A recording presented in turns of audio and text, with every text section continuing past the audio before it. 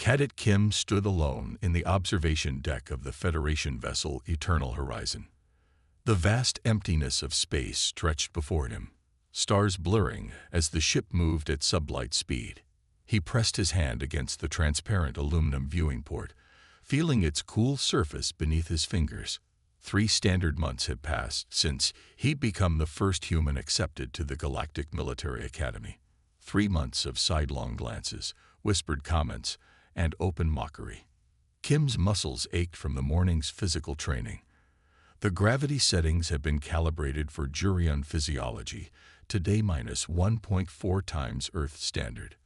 While the other species had evolved on various high-gravity worlds, humans were considered almost fragile by comparison. Kim had finished the obstacle course last again, lungs burning and legs trembling. "Remarkable view, isn't it?" came a voice that made Kim's shoulders tense immediately. He didn't need to turn to know it was Tahoe. The Oridian cadet had made it his personal mission to remind Kim of his supposedly inferior status at every opportunity. "Examining your homeworld." "Oh wait, it's too insignificant to see from here," Tahoe continued, his blue skin shimmering under the observation deck's lights. Behind him stood his usual entourage. Gero with his 4 arms crossed, Navi with her reflective silver eyes, and Ryan with his perpetual smirk. Kim remained silent, keeping his eyes fixed on the stars. Engaging would only encourage them. "Perhaps the Earthling is contemplating how he managed to trick the admissions board," Ryan added, his feathered crest rising in amusement. "What was the term they used in your acceptance letter?" "Unique evolutionary perspective." Tahoe stepped closer, towering over Kim by nearly half a meter.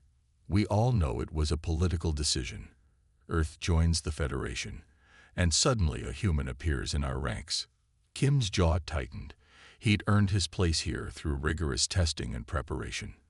His test scores in tactical analysis and adaptive problem-solving had broken Academy records. But none of that mattered to cadets from species that had been spacefaring for millennia. Still nothing to say. Tahoe pressed, moving directly into Kim's line of sight. Perhaps humans lack the neural capacity for complex conversation under pressure. Kim finally met Tahoe's gaze. "I'm simply enjoying the view before our next simulation. The stars look particularly beautiful from this sector." Tahoe's third eyelid flickered in annoyance at Kim's calm response. He opened his mouth to deliver another barb when the ship's AI interrupted. "All cadets report to Briefing Room 6, came the smooth, genderless voice through the ship's communication system. "Priority mission alert. Repeat, all cadets report to Briefing Room 6 immediately." The unusual announcement silenced even Tahoe. Priority missions were rare during training rotations. Kim and the others exchanged glances of confusion before moving toward the exit. The corridors of the Eternal Horizon pulsed with activity as cadets and officers hurried toward the briefing rooms. Kim walked briskly, keeping pace despite his fatigue from the morning's training. He noticed several instructors speaking in hushed tones, their expressions grave.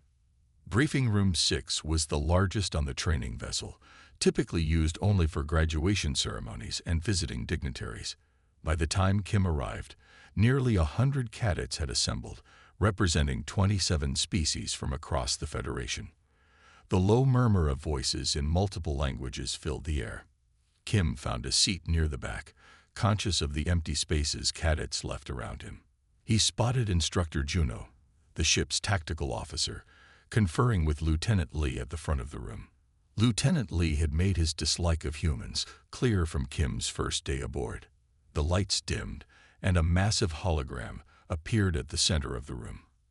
Commander Park's stern face materialized, her cybernetic eye glowing faintly.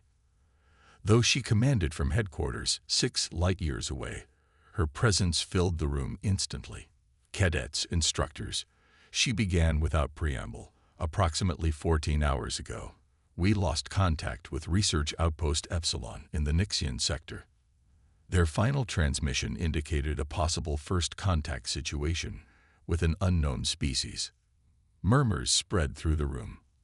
First contact protocols were fundamental to Federation training, but actual encounters with new species were exceedingly rare.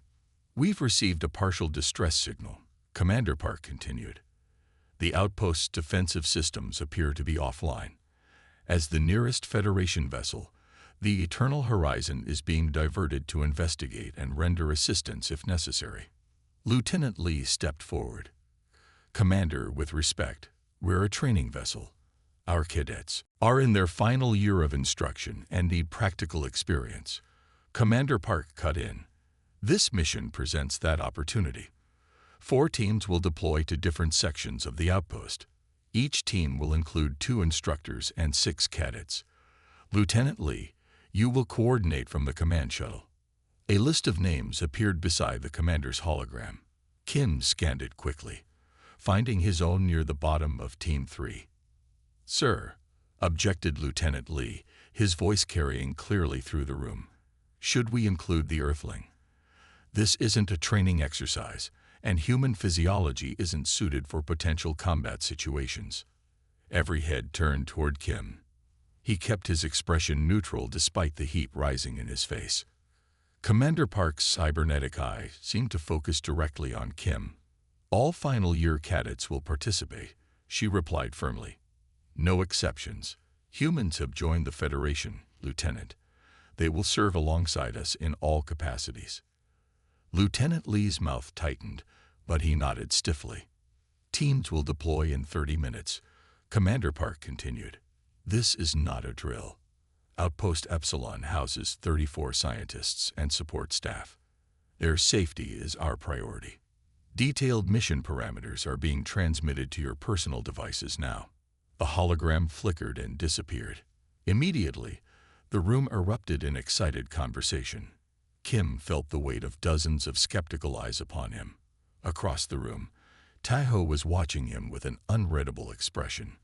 For the first time since joining the academy, Kim would face a real mission, one with lives at stake. He had 30 minutes to prepare, 30 minutes to prove he belonged here. The Federation shuttle cut through Epsilon's thin atmosphere, its engines whining as Lieutenant Lee guided it toward the outpost's landing pad. Kim sat strapped in his combat harness between Instructor Juno and a reptilian cadet named Daho. Through the viewport, he could see the research facility, a collection of white domes and cylindrical structures built into the side of a cliff face. No lights shone from the buildings. No movement could be seen. "Life support systems still operational," reported Instructor Juno, studying her scanner. "Atmosphere inside the domes is stable, but I'm not detecting communication signals or security protocols." The shuttle touched down with a gentle bump. Dust swirled outside the viewport, then settled in the planet's low gravity. "Suits on, weapons check," ordered Lieutenant Lee, his voice tight. "Team 3 will take the laboratory section. Team 2, medical. Team 4, residential. My team will secure the command center." Kim activated his combat suit, feeling the lightweight armor conform to his body. The helmet sealed with a soft hiss, internal displays flickering to life before his eyes. His pulse rifle, standard Federation issue, felt heavy in his hands despite the reduced gravity. The shuttle's door slid open, revealing the landing pad. Kim followed his team out, boots touching alien soil for the first time. The sky above them was a deep purple, with Epsilon's red dwarf star hanging low on the horizon. Lieutenant Lee ran a final check of the team's communications. "Stay alert. Report any survivors immediately." His eyes lingered on Kim. "Cadet Kim, take the eastern corridor of the laboratory section." "Alone, sir?" Kim asked, catching the lieutenant's intention. "Problem, Cadet?" Lieutenant Lee's tone was challenging. "No, sir," Kim replied, knowing this was another test. The team split at the main airlock. Emergency lighting had activated throughout the facility, bathing everything in an eerie red glow. Kim moved through the corridors, passing abandoned workstations and overturned furniture. Signs of struggle were evident: scorch marks on walls, shattered equipment, a datapad crushed underfoot. His team spread through the laboratory wing, each taking separate sections. Soon, Kim found himself alone in a long corridor lined with research rooms. The silence was complete except for the soft hum of his suit's systems and his own breathing. No signs of personnel in sections 1 through 4, came Instructor Juno's voice over the comm. Continue the sweep. Kim approached a door marked Xenomineralogy. The door was partially open, its locking mechanism disabled. Inside, research equipment lay scattered across workbenches. Display screens showed interrupted data analyses. Something caught his eye, a faint shimmer in the darkness near the back wall. Kim raised his pulse rifle, activating the weapon's targeting system. The shimmer moved slightly, like light reflecting off water. "This is Cadet Kim," he said quietly into his comm. "I found something unusual in the Xenomineralogy lab." His words caught in his throat as the shimmer coalesced into a distinct shape. A crystalline formation, roughly the size of his torso, emerged from the shadows. It hadn't been there moments before. He was certain of it. The formation pulsed with internal light, facets catching and reflecting the emergency lighting in hypnotic patterns. "Describe what you're seeing, Kim," Instructor Juno responded. Before Kim could answer, more crystalline formations appeared around the first, seeming to grow from the floor and walls.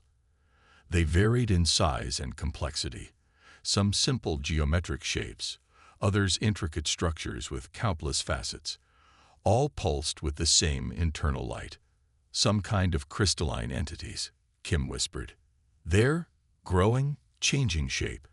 I count 7, no, 9 distinct formations now. Hold position," ordered Lieutenant Lee over the comm. Team 2, divert to Kim's location. The crystals began to emit a high-pitched sound, just at the edge of human hearing. Kim winced as it increased in intensity, his suit's audio filters struggling to compensate. The formations moved closer, surrounding him in a loose semicircle. A scream suddenly echoed from somewhere nearby, a corridor adjacent to his position. Kim recognized the voice immediately.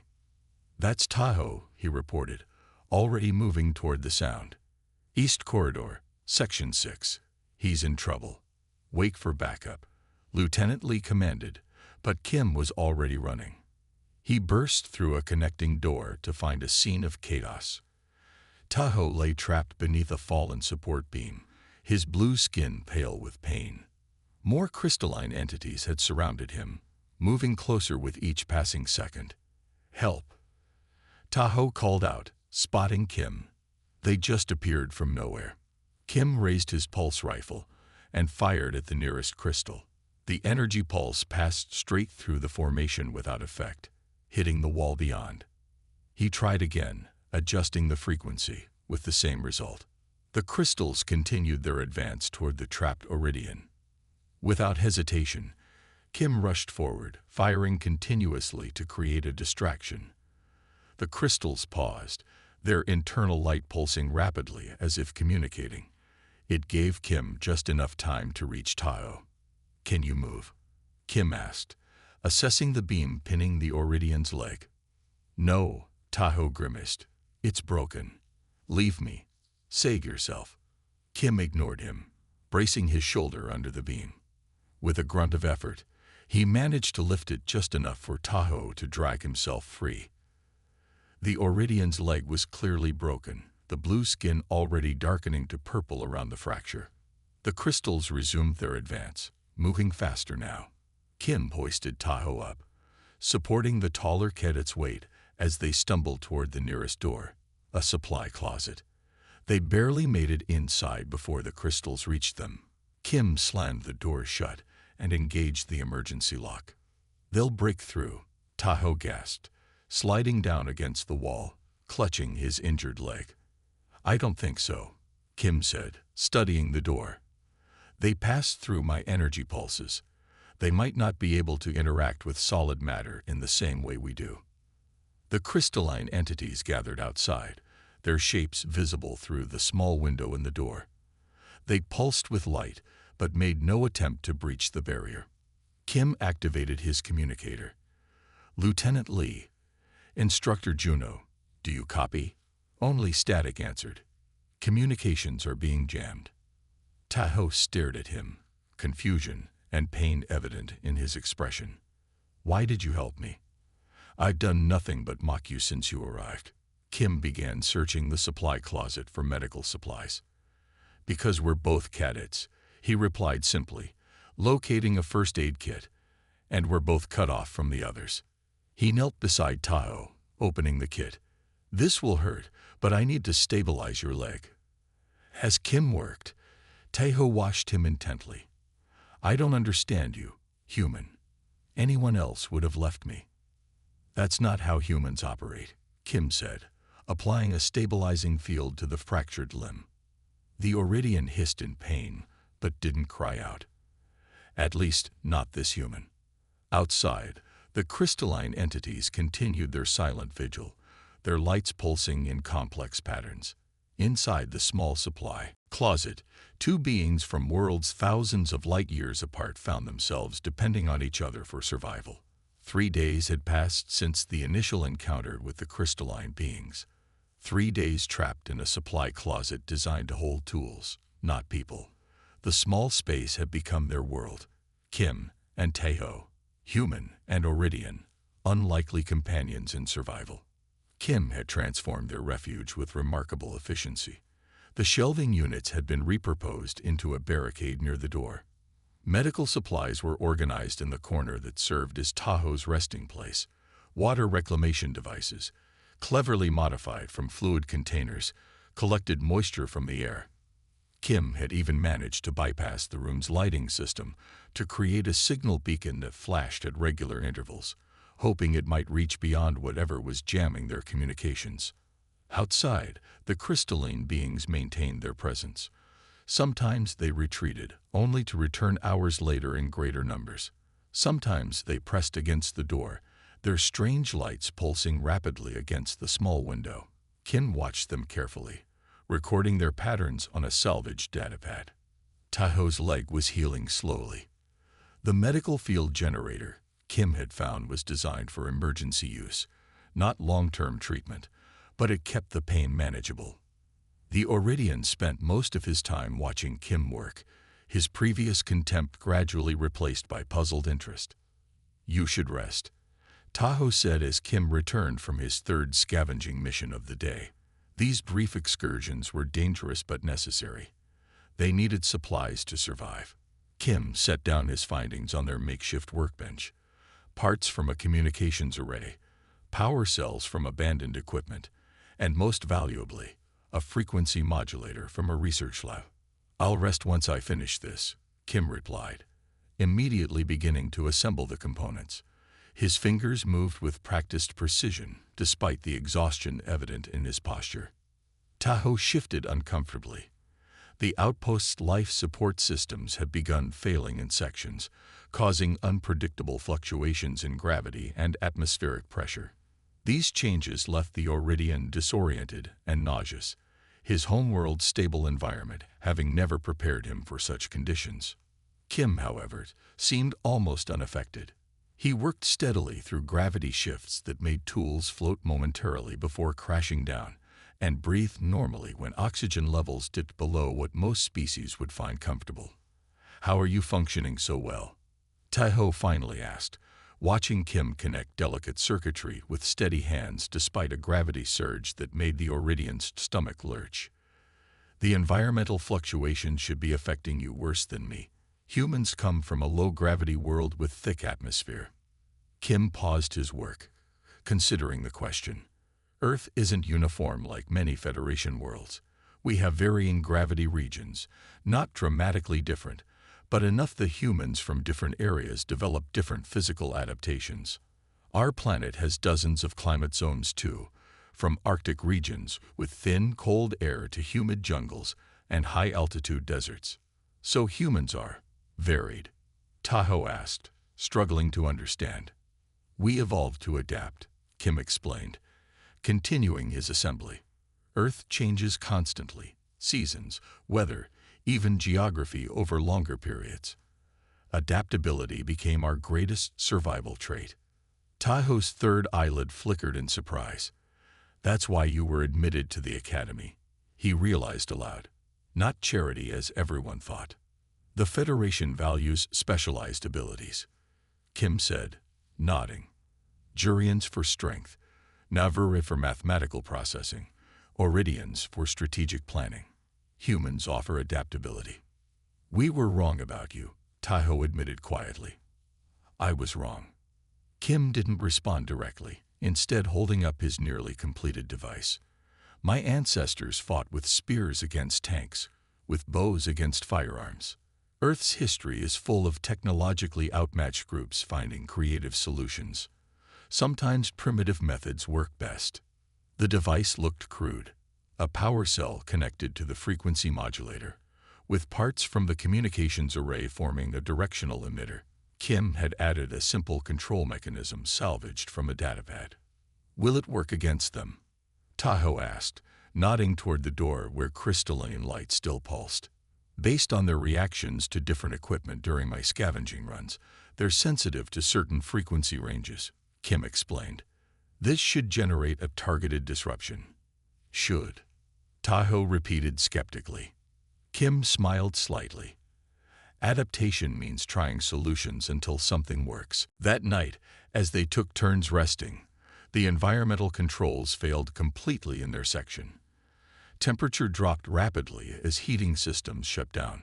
Taiho began shivering violently, his blue skin darkening as his body tried to conserve heat. Oridians are warm climate adapted, he gasped, teeth chattering. Can't. Regulate. Below freezing. Kim immediately gave Taiho his thermal blanket and began rerouting power from their lighting system to create a heating element. As he worked, a new sound came from the door, a crystalline scraping. The window in the door showed the beings clustering more densely than before. Their lights pulsed in unified patterns now, and the door's seal began to deteriorate where they pressed against it. They're breaking through, Taiho warned, trying to rise despite his injured leg. Stay down, Kim ordered, grabbing his makeshift device. The temperature change must have triggered something in their behavior. The door's integrity alarm began to sound as molecular bonds in the sealing compound started to fail. Kim positioned himself between the door and Taiho, activating his device. Nothing happened. The crystalline entities continued their advance, the door material visibly degrading where they made contact. Kim, Taiho called out, fear evident in his voice. Kim adjusted the settings, his fingers moving rapidly across the crude controls. The device hummed, frequencies changing as he calibrated it by ear, listening for subtleties in the tone. The door seal failed with a hiss of escaping air. Crystalline formations began extending through the widening gap, their light intense and pulsing rapidly. Kim made one final adjustment, and the device emitted a sharp, oscillating tone. The effect was immediate. The crystalline beings recoiled as if struck. Their light patterns became erratic, disorganized. Within seconds, they retreated from the doorway, withdrawing completely from view. Kim quickly moved to repair the door seal with materials he prepared for such an emergency, working efficiently in the dropping temperature. You actually did it, Taiho whispered, genuine respect in his voice. Kim finished sealing the door before turning to the Oridian. We did it. Your observations about their light patterns helped me determine the frequency range. I didn't think it would work, Taiho admitted. Adaptability means never giving up on a possible solution. Kim replied, returning to his work on the heating element. Now let's solve our temperature problem before we celebrate too much. As Kim worked through the night, Taiho watched him with new eyes. The human he had once mocked as weak and inferior was keeping them both alive through ingenuity and determination. Perhaps, Taiho thought, the Federation had more to learn from humans than anyone had realized. 1 week had passed since the shuttle landing. Kim sat cross-legged on the floor of their makeshift home, surrounded by notes, diagrams, and small devices he had built from salvaged parts. His uniform was torn and dirty, his face thin from rationing their limited food supplies. But his eyes were bright with excitement. Look at this, he told Taiho, pointing to patterns he had drawn on his datapad. I've been recording their light sequences. There's a clear pattern. Taiho's condition had improved significantly. He could now stand for short periods, though his legs still needed support. The Oridian leaned forward to examine Kim's work. "What am I seeing?" he asked. "Communication," Kim replied simply. "These aren't random light pulses. They're talking to each other." Kim displayed a series of recordings he had made during his increasingly bold excursions outside their safe room. The crystalline beings appeared in various configurations throughout the facility, always pulsing with internal light in complex sequences. "They have different patterns when they're alone versus in groups," Kim explained. "Different patterns when near our technology versus away from it. And look," he pointed to a particular sequence. "This pattern always precedes movement or action." Taiho studied the data with his tactical mind. "You're suggesting intelligence." "Not just intelligence," Kim said, excitement building in his voice. "I believe they're a collective consciousness. Their physical forms aren't individuals. They're extensions of a single entity spread throughout the outpost, maybe throughout the entire planet." Kim pulled up another display showing the outpost's power systems. "Every time we activate certain technologies, particularly our communications equipment and engines, their behavior becomes erratic. They're not attacking. They're defending." "Defending against what?" Taiho asked skeptically. "Our technology disrupts their communication network," Kim explained. "It's broadcasting on frequencies that interfere with their ability to maintain cohesion. It's like we're screaming into their minds." Taiho shook his head firmly. "Impossible. We received a partial transmission from Commander Park yesterday when communications briefly cleared. They've captured half our team." "Not captured. Sheltering," Kim countered, pulling up more data. "I've tracked movement patterns throughout the facility. The crystalline beings have gathered Federation personnel in 2 locations, the medical bay and central labs, areas with minimal disruptive technology. If they wanted to harm us, they could have done so instantly," Kim continued. "My frequency disruptor affects them because it targets their communication ability, not because it causes pain. Think about it. Have you seen them damage anything organic? They only interfere with our technology." Taiho considered this. "But the damaged structures, the fallen beams, caused by the initial panic when they appeared," Kim finished. "Earth has coral species that behave similarly when threatened. They appear dangerous and imposing, creating protective formations around what they perceive as threats. I think I can communicate with them." A distant rumble suddenly shook the outpost, causing dust to fall from the ceiling. The floor vibrated beneath them. "What was that?" Taiho asked, grabbing a support to steady himself. Kim moved to the small window they had cleared in an exterior wall. In the purple sky above, the unmistakable silhouettes of Federation battlecruisers were visible, moving into attack formation. "The response fleet," he said grimly. "They must have analyzed the situation and decided the crystalline beings are hostile." "Standard protocol," Taiho said. "Threat assessment, containment, elimination if necessary." "They'll obliterate everything," Kim said. "The entire collective, the research outpost, possibly everyone inside." Kim turned to his workbench and grabbed the latest version of his frequency device. Over days of refinement, it had evolved from a crude defensive tool into a sophisticated communication apparatus. "We need to reach the main communication array," Kim said urgently. "The one on the roof. It's the only transmitter powerful enough to reach the fleet." "That's at least 5 sections away," Taiho objected. "Through areas we know are filled with the crystalline beings." "Yes," Kim acknowledged.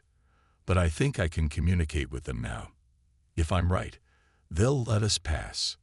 Taiho looked doubtful. "And if you're wrong, then we die here anyway when the fleet opens fire," Kim said bluntly. Another rumble shook the facility, stronger this time. Warning lights began flashing throughout the corridor outside their room. The fleet was scanning the outpost, preparing weapon systems. "I can't move quickly," Taiho reminded him, gesturing to his injured leg. "I'll help you," Kim promised. But I need to know, will you trust me? Will you help me try to stop this? Tahoe studied the human's face, the determination in his eyes, the complete absence of fear. This was not the weak, inferior being he had mocked aboard the Eternal Horizon. This was a Federation cadet who had kept them both alive against impossible odds. Yes, Tahoe decided. I will help you. Together, they left their sanctuary. Kim supported Tahoe with one arm, while holding his communication device with the other. The corridors were eerily silent except for the distant rumble of Federation ships overhead. They encountered the first crystalline formations near the central junction. The beams grew from floor to ceiling, blocking their path completely, pulsing with intense light. Kim activated his device, carefully modulating the frequency to match patterns he had observed. The device emitted a gentle, pulsing tone, accompanied by synchronized light from its emitter. The crystalline beings seemed to pause, their own light patterns shifting. Then, slowly, they parted, creating a narrow path. It's working, Tahoe whispered in amazement. They continued through section after section, Kim communicating with each new group of crystalline entities they encountered.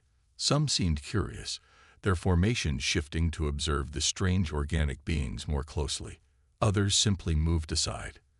In the medical bay, they discovered 3 Federation scientists huddled together, surrounded by protective crystalline formations. The scientists stared in disbelief as Kim and Tahoe approached. They're not attacking, Kim explained quickly. They're trying to protect you from the disruptive technology. Stay here. We're going to try to stop the fleet. The main communication array was located on the outpost's highest point.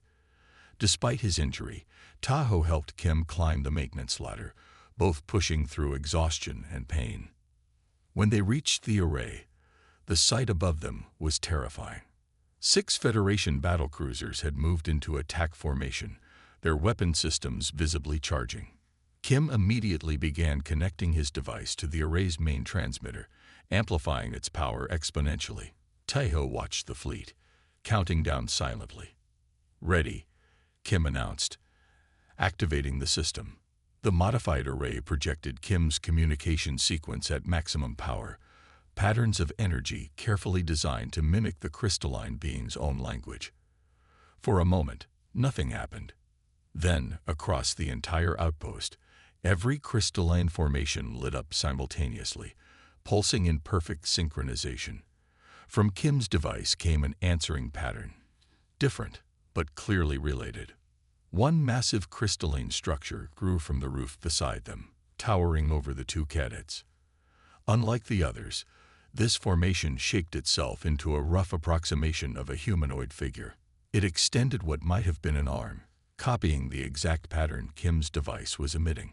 Understanding bloomed between species. They're listening, Kim said with quiet awe. They recognize us as intelligent life. Above them, the Federation fleet's weapons continued charging. Time was running out.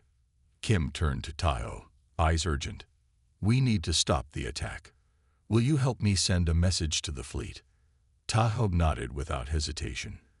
Together, they began broadcasting on Federation frequencies, while the crystalline beings continued their own communication, reaching out to make first contact with the galaxy beyond their world. The Great Hall of the Galactic Military Academy sparkled under crystalline chandeliers. 6 months had passed since the events at Outpost Epsilon. 6 months of debriefings, medical treatments, and diplomatic negotiations. 6 months that had changed the Federation forever. Kim adjusted his formal uniform nervously as he waited in the antechamber. The dress whites felt stiff and uncomfortable after months of field uniforms. Through the doorway, he could see the auditorium filled with over 1,000 cadets, instructors, and dignitaries from across Federation space. Nervous? Asked a familiar voice. Kim turned to see Tahoe approaching. The Iridian walked with a slight limp, the only remaining sign of his injury. His blue skin contrasted sharply with his own white dress uniform. A little, Kim admitted.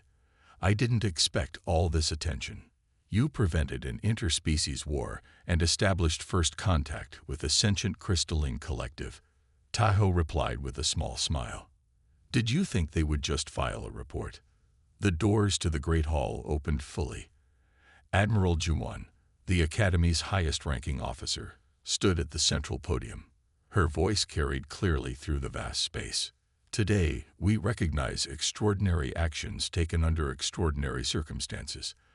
The Epsilon incident, as it has come to be known, will be studied by cadets for generations to come.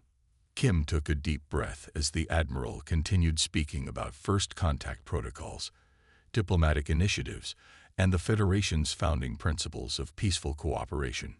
In the front row, Kim could see the Federation's newest members, 3 crystalline formations housed in special containment fields that prevented interference with their communication patterns. They pulsed with gentle light, a translator device nearby converting their patterns into Federation standard. For those unfamiliar with the details, Admiral Juwan continued. What began as a routine response to a distress call became a first contact situation unlike any in Federation history. When our teams arrived at Research Outpost Epsilon, they encountered what appeared to be hostile crystalline entities. Standard protocols failed. Communications were jammed. The situation deteriorated rapidly. The Admiral's gaze swept across the audience. If not for the actions of one cadet, we would have lost 27 Federation personnel and destroyed an entire sentient species. A holographic display activated behind her, showing footage from the outpost's security systems. Kim watched himself on the massive screen, helping the injured Tayo, building devices from salvaged parts, carefully approaching the crystalline beings with his communication apparatus. Cadet Kim recognized what our most experienced officers did not, that the crystalline beings were not attacking, but defending themselves against our unintentionally harmful technology. Using improvised equipment and remarkable insight, he established basic communication and prevented what would have been a tragic mistake.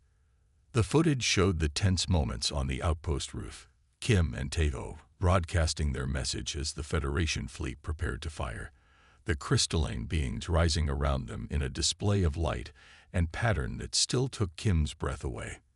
Cadet Kim, please step forward, Admiral Juwan requested. Kim walked slowly to the podium, conscious of every eye in the hall following his movement. He had faced the same scrutiny 6 months ago when he first arrived at the Academy, the first human cadet, viewed with curiosity and often contempt. The looks were different now. The Great Hall fell silent as Kim stepped onto the podium. 6 months had passed since the Epsilon incident, now a mandatory case study in xenodiplomacy courses across the Federation. Cadet Kim's actions not only saved our team but established first contact with a previously unknown sentient species, announced Admiral Juwan, her cybernetic eye gleaming. The Crystal Collective is now our newest Federation ally, offering insights into energy transmission and storage that our scientists believe will revolutionize our technology within a decade. She lifted a medal from a velvet box, the Stellar Cross, the Federation's highest honor for peacetime achievement. Kim bowed his head as she placed it around his neck, the weight of it surprising against his chest. The Federation was founded on the principle that diversity brings strength, Admiral Juwan said, addressing the audience once more. Today, we recognize that principle embodied in one cadet's actions. Human adaptability, courage, and compassion have earned a place among our greatest strengths. Kim accepted the commendation medal, glancing at Tayo, who stood tall in the front row despite his healing leg. The Oridian nodded slightly, a gesture of respect that meant more than any official recognition. After the ceremony, cadets and officers crowded around Kim, offering congratulations and asking questions about the Crystal Collective. He answered as best he could, still uncomfortable with the attention. "They want you at the diplomatic reception," Tahoe said, appearing at his side. "The Crystal Collective representatives specifically requested your presence." Kim nodded, following Tahoe through ornate corridors to a smaller reception hall. Inside, the 3 crystalline formations floated in their containment fields, pulsing with complex patterns that the translator converted to words. The human who understands approaches, came the translated voice, oddly musical. We would speak with you. Kim stepped forward, bowing respectfully.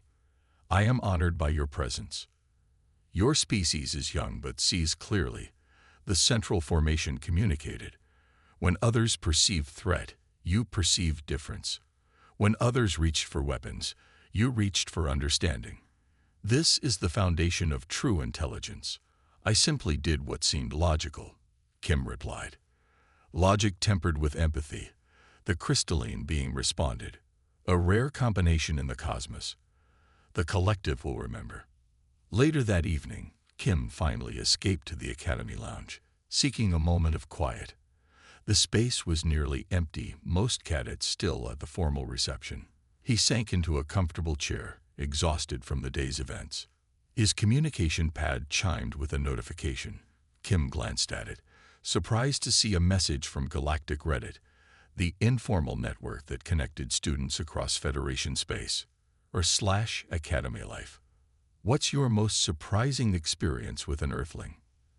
The post had thousands of responses. Kim scrolled through them curiously, stopping at the top comment, which had received over 10,000 upvotes. From user Oridian_Survivor. I once thought humans were the weakest species in the Federation.